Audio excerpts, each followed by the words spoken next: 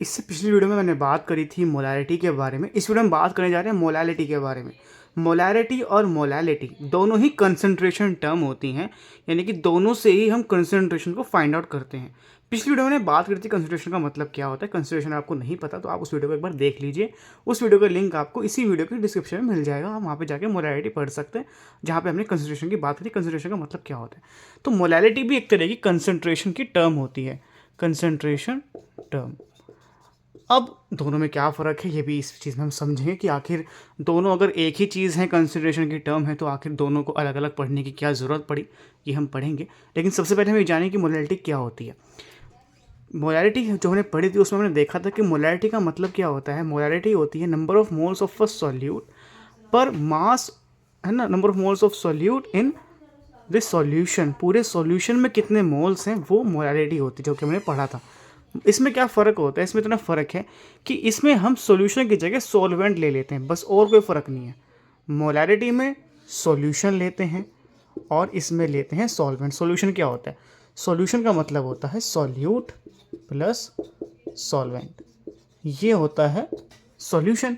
तो मोलैलिटी के अंदर दोनों लेते हैं, सॉल्यूट और सॉल्वेंट दोनों मिलाकर, जबकि जब मोलैलिटी की बात आती है तो वहाँ पे सिर्फ और सिर्फ सॉल्वेंट लिया जाता है कि सॉल्वेंट के अंदर कितने मोल्स हैं, सॉल्वेंट में कितने मोल्स हैं, ये मोलैलिटी हो गया, और सॉल्यूशन में कितने मोल्स हैं, ये मोलैलिटी हो गया। ठीक है, इसको थोड़ा और अच्छे से भी हम समझने जा रहे हैं। ये तो डेफिनेशन हो गई। देखो मोलैलिटी का फॉर्मूला देखो, ये आपको इसी सब कुछ समझ आता है कि फॉर्मूला ध्यान रखना है, फॉर्मूला आपको काम आएगा। मोलैलिटी का फॉर्मूला क्या होता है, number of moles of solute divide by mass of solvent in KG. कितने मोल्स हैं, नंबर ऑफ मोल्स, कितने मोल्स हैं सॉल्यूट के। अब सॉल्यूट मतलब मान लीजिए एक बीकर है, ये हमने एग्जाम्पल पिछली वाली वीडियो में भी लिया था, इसमें भी ले लेते हैं। एक बीकर है जिसके अंदर वाटर है और वाटर में आपने शुगर को ऐड कराया, 2 चम्मच चीनी डाल दी। ये शुगर जो होगा इसको हम बोलेंगे सॉल्यूट, और ये जो वाटर है ये होगा सॉल्वेंट, क्योंकि इसी के अंदर इसमें ऐड हुआ है। हमने वीडियो में बात करी थी पिछली वाली में कि सॉल्यूट और सॉल्वेंट क्या होता है, वो भी आप उसमें देख सकते हो कि सॉल्यूट मतलब होता है जो कम अमाउंट में होता है वो सॉल्यूट, जो ज़्यादा होता है वो सॉल्वेंट। नॉर्मली ऐसा हम समझ सकते हैं। तो पानी में शुगर डाला, शुगर सॉल्यूट हो जाएगा, पानी सॉल्वेंट हो जाएगा। जब मोलैलिटी की बात की थी तो हम क्या करते हैं, हम उसमें देखते हैं कितने मोल्स हैं इस पूरे सॉल्यूशन के अंदर। सॉल्यूशन बन जाएगा ना, चीनी जैसी पानी में डलेगी, उन दोनों का एक सॉल्यूशन बन जाएगा। उस सॉल्यूशन में कितने मोल्स हैं चीनी के, वो हो गई मोलैलिटी। अब अगर बात करें मोलैलिटी की तो उसमें क्या करेंगे, उसमें हम ये देखेंगे कि कितने मोल्स चीनी के, कितने मोल्स हैं पानी के अंदर, सिर्फ पानी के अंदर। सॉल्वेंट में कितने मोल्स हैं, सॉल्यूशन में नहीं, सॉल्वेंट में। सॉल्यूशन तो चीनी का पूरा घोल हो गया, ठीक है, और सॉल्वेंट सिर्फ पानी, क्योंकि पानी के अंदर सिर्फ सॉल्वेंट में, सॉल्वेंट के हिसाब से कितने मोल्स हैं शुगर के, वो मोलैलिटी होती है। अब अलग अलग क्यों, क्योंकि मोलैलिटी और मोलैलिटी में फ़र्क हमको समझना पड़ेगा, तभी हमको समझ आएगा कि आखिर इसमें क्या फ़र्क होता है। तो देखिए इसमें हम अलग अलग क्यों देखते हैं, कहीं पे हम मोलैलिटी फाइंड करते हैं, कहीं मोलैलिटी फाइंड करते हैं, ऐसा क्यों, क्योंकि मोलैलिटी का फॉर्मूला अगर आप देखो तो मोलैलिटी का फॉर्मूला क्या होता है, मोलैलिटी का फॉर्मूला होता है number of solute divide by volume, solution का वॉल्यूम किसमें, लीटर्स में।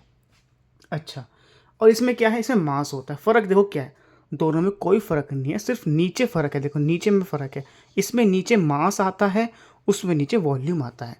मास ऑफ सॉल्वेंट, इस पानी का मास आएगा, जबकि उसमें पूरा वॉल्यूम आएगा, लीटर्स में आएगा। क्यों ऐसा करते हैं, क्योंकि जब हम टेम्परेचर को बढ़ाते हैं ना, जब टेम्परेचर को बढ़ाया जाता है, जब टेम्परेचर बढ़ता है, तो टेम्परेचर बढ़ने पर, जब टेम्परेचर बढ़ता है तो टेम्परेचर के बढ़ने पर वॉल्यूम जो होता है वो चेंज होता है, वॉल्यूम बदलता है। तो वॉल्यूम जो है टेम्परेचर बदलने पर बदल जाता है, चेंज हो जाता है, लेकिन मास कभी चेंज नहीं होगा। ये बहुत ही नेग्लिजिबल है कि अगर टेम्परेचर बढ़ाने घटाने पर मास में कोई फ़र्क नहीं आता है। तो इसमें मास होता है, मोलैलिटी में क्या होता है, मास। तो यानी कि अगर आप टेम्परेचर को बढ़ाओगे या घटाओगे ना तो मोलैलिटी पे कोई फ़र्क नहीं आता है। तो मोलैलिटी क्या होती है, मोलैलिटी होती है टेम्परेचर इंडिपेंडेंट। तो मोलैलिटी क्या होती है, मोलैलिटी होती है टेम्परेचर इंडिपेंडेंट। ये टेम्परेचर पे डिपेंड नहीं करते, टेम्परेचर बढ़ाओगे घटाओगे तो इसमें कोई फ़र्क नहीं पड़ेगा। लेकिन जो मोलैरिटी होती है, क्योंकि मोलैरिटी में तो वॉल्यूम होता है ना, नीचे वॉल्यूम पे डिपेंड करती है, और टेम्परेचर बढ़ाने घटाने से वॉल्यूम बदलता है, तो ये टेम्परेचर डिपेंडेंट होती है। तो अगर हमें कोई ऐसी चीज़ पता करनी है जिसमें टेम्परेचर बदलना पड़ेगा, तो वहाँ पे हम चाहते हैं कि टेम्परेचर बदलने पर उसमें कोई चेंज ना हो, हमारी वैल्यू ना बदले, तो मोलैलिटी ले लेते हैं। लेकिन जहाँ पे हमें कोई दिक्कत नहीं है टेम्परेचर बदलने से, वहाँ मोलैलिटी ले लेते हैं। और ज़्यादातर मोलैलिटी हम किस में फाइंड करते हैं? मोलैलिटी में ज़्यादातर फाइंड करते हैं कोलिगेटिव प्रॉपर्टीज़ पर।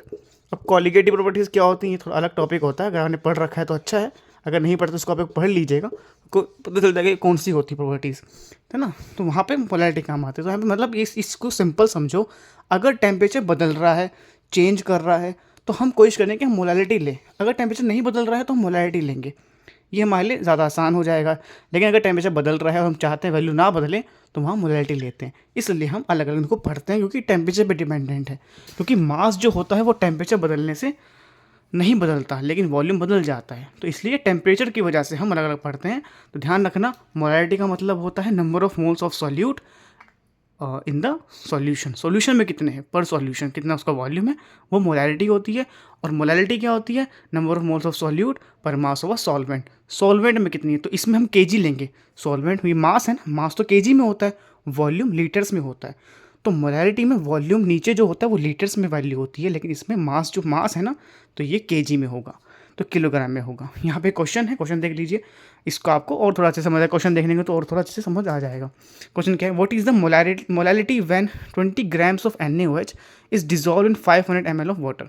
अगर हमने 20 ग्राम सोडियम हाइड्रोक्साइड को 500 ml, है ना, 0.5 लीटर्स पानी में डाला, तो कितनी मोलैलिटी होगी? कैसे फाइंड करेंगे?